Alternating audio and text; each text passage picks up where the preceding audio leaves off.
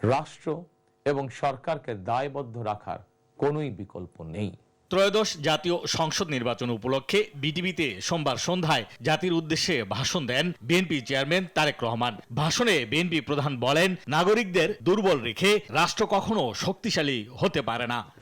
BNP এমন একটি নিরাপদ বাংলাদেশ গড়তে চায় যেখানে মুসলমান, হিন্দু, বৌদ্ধ, খ্রিস্টান, বিশ্বাসী, অবিশ্বাসী কিংবা সংশয়বাদী, পাহাড়ে কিংবা সমতলে বসবাসকারী প্রতিটি নাগরিক নিরাপদ থাকবে।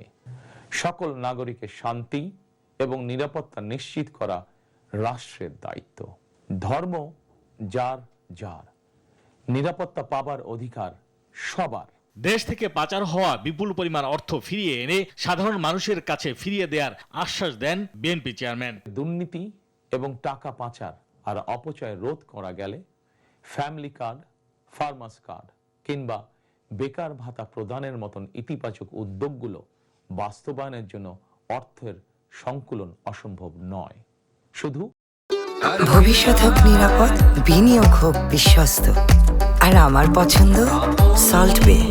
ওয়েলকাম টু সল্ট বে।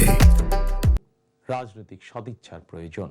বিএনপি ক্ষমতায় গেলে রাষ্ট্রের সাংবিধানিক প্রতিষ্ঠানগুলো সংবিধান অনুযায়ী চলবে জানিয়ে বেকারত্ব দূরীকরণ এবং মেধাবীদের মূল্যায়নের প্রতিশ্রুতি দেন তারেক রহমান। আপনারা যারা শহীদ জিয়াকে ভালোবাসেন, দেশনেত্রী বেগম খালেদা জিয়াকে ভালোবাসেন, স্বাধীনতা ও গণতন্ত্রকে ভালোবাসেন, আগামী 12ই ফেব্রুয়ারি জাতীয় নির্বাচনে আপনারা ধানের শীষকে বিজয় করুন। ধানের শীষের বিজয়ের অর্থ বাংলাদেশের বিজয়। ধানের শীষের বিজয়ের অর্থ স্বাধীন, সার্বভৌম, তাবেদার মুক্ত বাংলাদেশ।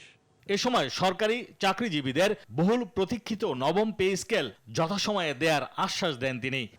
শাসন প্রশাসনকে দলীয়করণ নয়, প্রশাসনে নিয়োগ কিংবা পদোন্নতি হবে মেধা এবং যোগ্যতার ভিত্তিতে।